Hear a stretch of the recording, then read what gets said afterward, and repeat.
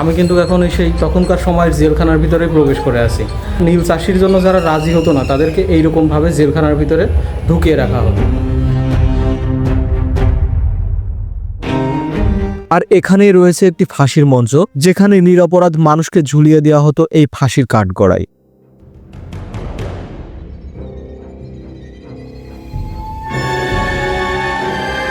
আপনি যদি মনে করেন ইতিহাস মানে শুধু রাজা বাদশার গল্প, তাহলে আজকের ভিডিওটি আপনার ধারণাটি সম্পূর্ণ পাল্টে দেবে। কারণ আজ আমরা কথা বলবো বাংলার এক অসাধারণ নারী শাসককে নিয়ে, যিনি নিজের বুদ্ধি, ন্যায়বোধ আর দানশীলতা দিয়ে গোটা বাংলা শাসন করেছিলেন। তিনি হচ্ছে রানী ভবানী। আর এই গল্পের নীরব সাক্ষী হয়ে আজও দাঁড়িয়ে রয়েছে নাটোরের রানী ভবানীর রাজবাড়ি।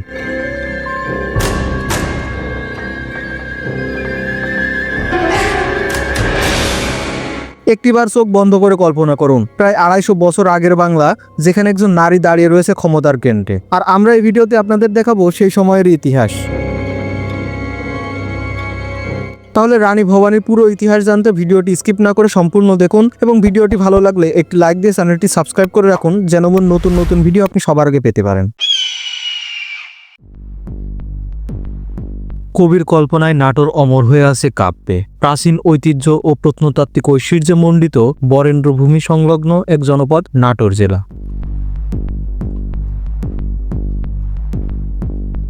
আর এই নাটোরের সাথে যেমন জড়িয়ে রয়েছে অনেক কাব্যিক কাহিনী, তেমনই রয়েছে অনেক ঐতিহাসিক কাহিনীও। আর এমনই একটি ঐতিহাসিক কাহিনীর সাথে জড়িয়ে রয়েছে রানী ভবানীর ঘটনা।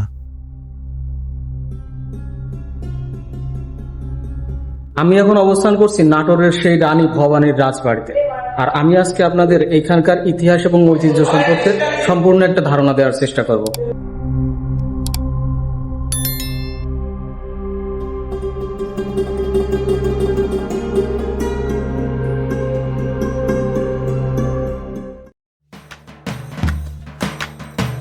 নাটোরের রাজবাড়ি অর্থাৎ রানী ভবানী রাজবাড়ি দেখার জন্য আপনাকে দেশের যে কোনো স্থান থেকে নাটোর শহরে আসতে হবে। আর নাটোর শহরের মাদ্রাসা মোড় থেকে রাজবাড়ির রিক্সা ভাড়া মাত্র 20 টাকা। এক্ষেত্রে আপনারা অটোরিক্সা অথবা সিএনজি নিতে পারেন।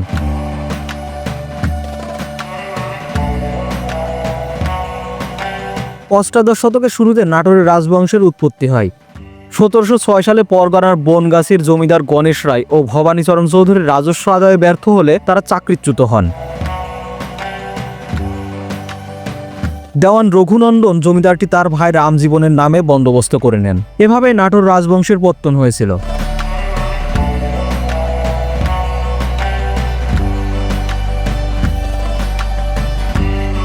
রাজা রামজীবন চৌধুরী নাটোরের রাজবংশের প্রথম রাজা হিসেবে প্রতিষ্ঠাতা লাভ করে 1706 সালে। 1734 সালে তিনি মারা যান।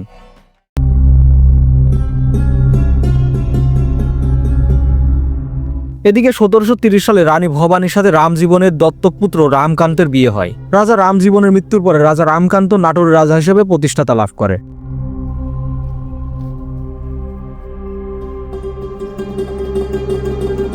1748 সালে রাজা রামকান্তের মৃত্যুর পরে নবাব আলীবর্দী খাঁ রানী ভবানীর উপরে জমিদারি পরিচালনার দায়িত্ব অর্পণ করেন।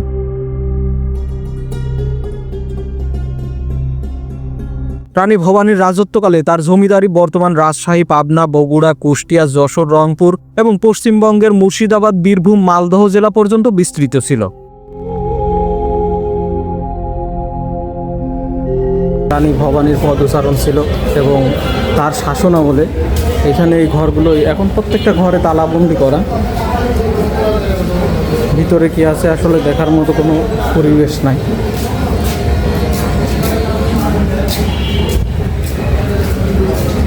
ভিতরে দেখলাম লোকজন আছে। এই যে একটা দরজা আছে তৎকালীন সময়, দেখুন আপনারা, যে আসলে এই দরজা দেখেই বোঝা যায় যে আসলে জমিদার বাড়ির তৎকালীন সময় কি একটা ঐতিহ্য ছিল।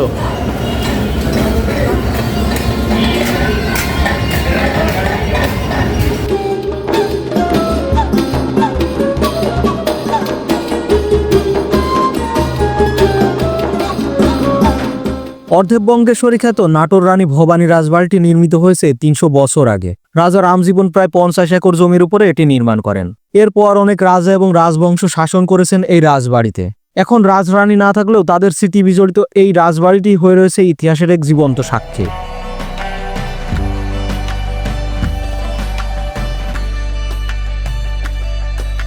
রানী ভবানী 1716 সালে বগুড়া জেলার তৎকালীন আদমদিঘি উপজেলায় ব্রাহ্মণ পরিবারে জন্মগ্রহণ করেছিলেন। বাবা ছিলেন আত্মারাম চৌধুরী এবং মাতা ছিলেন তমা দেবী চৌধুরী।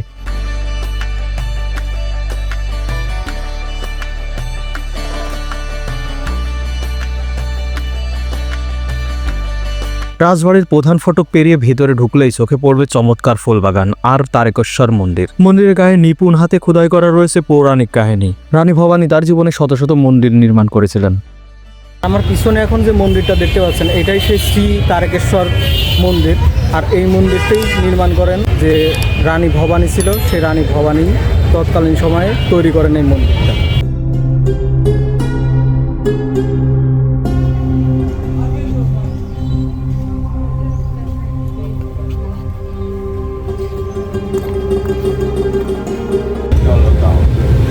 পদযাত্রী শিবির গুরু মহারাজ স্বয়ং তীর্থরাজ পুত্র প্রয়াত। বাংলার প্রথম নারী জমিদার হিসেবে রানী ভবানী ছিলেন অত্যন্ত শিক্ষিত ও সাহসী। পলাশীর যুদ্ধ, বর্গী আক্রমণ ও ৭৬-এর মনন্দরের মতো কঠিন সময়গুলো তিনি অত্যন্ত দক্ষতার সাথে সামাল দিয়েছেন। এমনকি তিনি নবাব আলীবর্দী খাঁকেও আর্থিকভাবে সহযোগিতা করেছিলেন। এখন বন্ধ করে দেওয়া আছে, তো তৎকালীন সময় এগুলো যে রাজা রানীরা ছিল তারা ব্যবহার করত। আর আসলে যে কী কাঠ ব্যবহার করেছে এই সব জায়গায় জানাই মুশকিল, কারণ এত বছর ধরে এখনো পর্যন্ত এই কাঠগুলো কিন্তু টিকে আছে।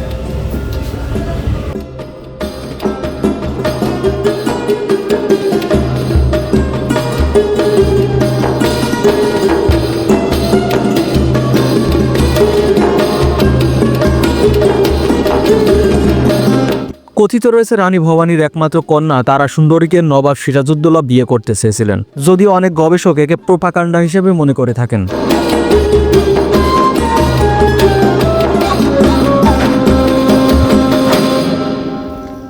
বর্তমানে টিকে থাকা নান্দনিক প্রাসাদগুলো রানী ভবানীর শ্বশুর রামজীবনের তৈরি করা। রানী ভবানী নিজে এখানে তেমন একটা থাকতেন না। তার বসবাসের জন্য প্রাসাদের পশ্চিমে থাকা ছিল আলাদা একটি রানী মহল। বর্তমানে সেই রানী মহল ধ্বংসস্তূপে পরিণত হয়েছে।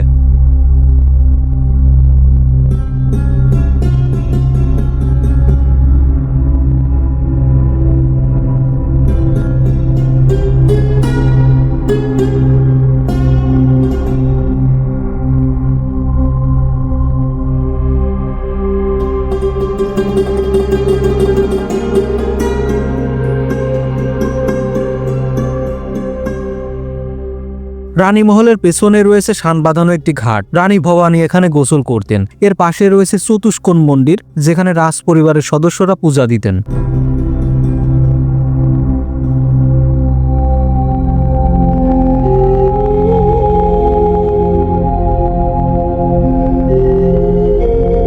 এই যে মন্দিরগুলো দেখছেন, এই মন্দিরগুলো কিন্তু একটারও ছাদ আর বাকি নেই।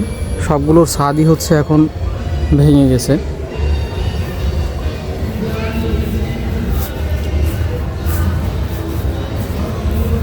আর মধ্যযুগীয় যে স্থাপত্য শৈলীগুলো ছিল তেমনই দেখা যায়।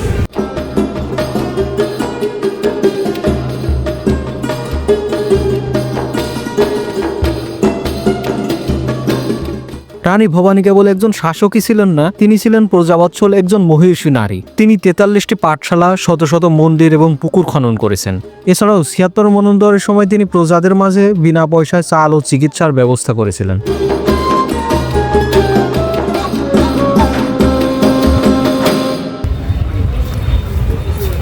আর এটা হচ্ছে সম্ভবত নিচে একটা কোনো পথ, যেটা জমিদার বাড়ি, প্রায় প্রত্যেকটা জমিদার বাড়িতেই থাকে।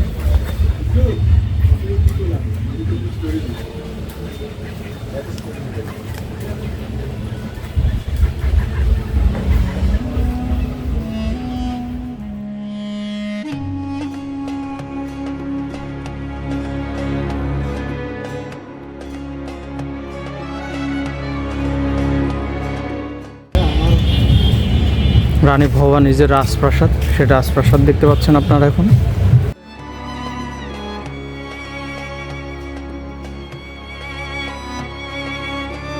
1802 সালে রানী ভবানীর মৃত্যুর পর তার দত্তক পুত্র রামকৃষ্ণের 2 পুত্র বিশ্বনাথ ও শিবনাথের মধ্যে জমিদারি ভাগাভাগি হয়। বড় ছেলে বিশ্বনাথ পান বড় তরফ এবং ছোট ছেলে শিবনাথ পায় ছোট তরফ। সেই থেকে তাদের উত্তরাধিকাররা ছোট তরফ ও বড় তরফ নামে জমিদারি পরিচালনা করেন। বীরেন্দ্রনাথ ছিলেন নাটোর রাজবংশের ছোট তরফের শেষ রাজা। তিনি 1897 সাল থেকে 1955 সাল পর্যন্ত রাজত্ব করেন। বড় তরফের রাজা যোগীন্দ্রনাথ 1886 সাল থেকে 1981 সাল পর্যন্ত রাজত্ব পালন করেছিলেন।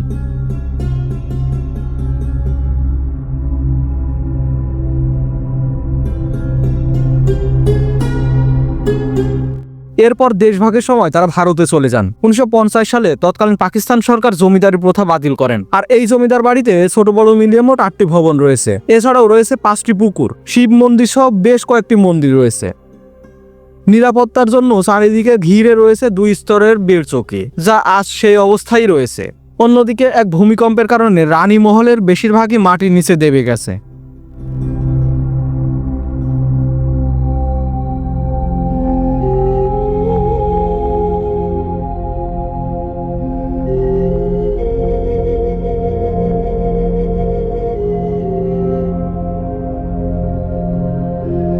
এটা হচ্ছে শ্যামসুন্দর যে মন্দির সেটা হয়, এটা হচ্ছে বড় তরফ। আপনারা সবাই জানেন যে হচ্ছে রানী ভবানীর যে জমিদার বাড়িটি ছিল, এই জমিদার বাড়িটি 2টি ভাগে আসলে ভাগ করা। এটা হচ্ছে বড় তরফ, আরেকটি আছে ছোট তরফ। এটা হচ্ছে একটা মন্দির।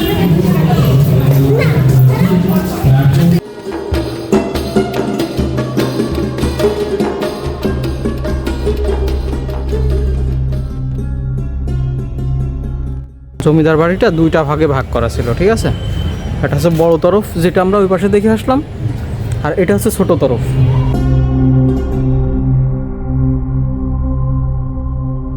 বীরেন্দ্রনাথ ছিলেন নাটোরের রাজবংশের ছোট তরফের শেষ রাজা। তিনি 1897 সাল থেকে 1955 সাল পর্যন্ত রাজত্ব করেন।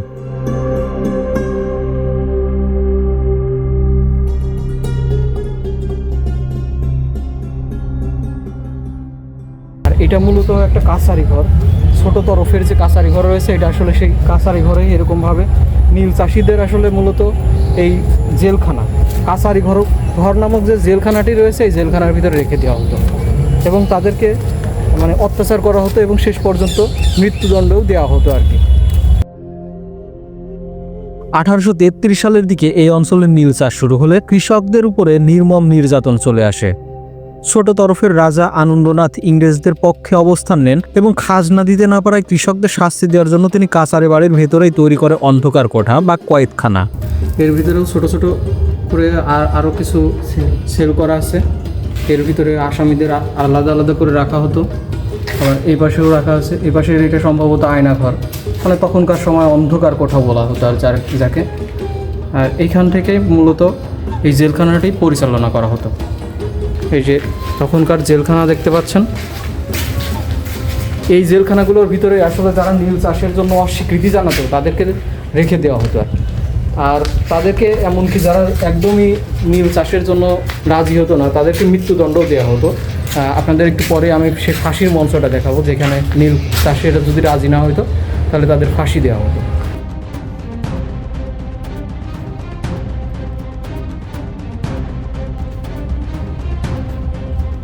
এই যে তখনকার সময়ের জেলখানা।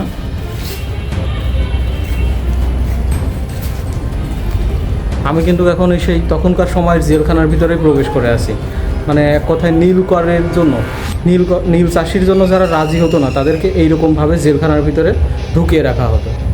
আর এই যে দেখতে পাচ্ছেন এখন আমার পিছনে সেই জেলখানা, এখন যদিও একদম প্রায় ধ্বংসের তার প্রান্তে দাঁড়িয়ে আছে ভবনগুলো। উপরে দেখতে পাচ্ছেন যে মানে আর কোনো কিছু হয়তো বাকি নেই, কখন না জানি ভেঙে পড়ে এরকম একটা ভয়েই আছি।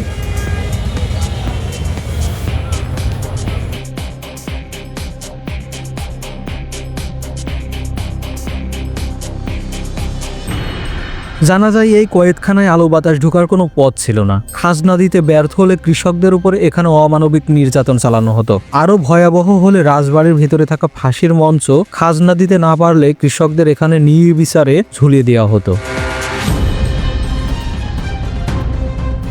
ক্ষমতা চিরস্থায়ী নয়। রানী ভবানী যেখানে প্রজাদের কল্যাণে কাজ করেছেন, তার উত্তরসূরিরা সেই প্রাসাদেই চালিয়েছে বর্বরতা। আজ সেই জৌলস নেই সেই রাজত্ব, পড়ে আছে কেবল শ্যাওলাধারা ইটের দেওয়াল আর দীর্ঘশ্বাসের ইতিহাস। তাই অর্থ সম্পদের চেয়ে উত্তরসূরিদের আদর্শবান করে গড়ে তোলাই বড় সার্থকতা।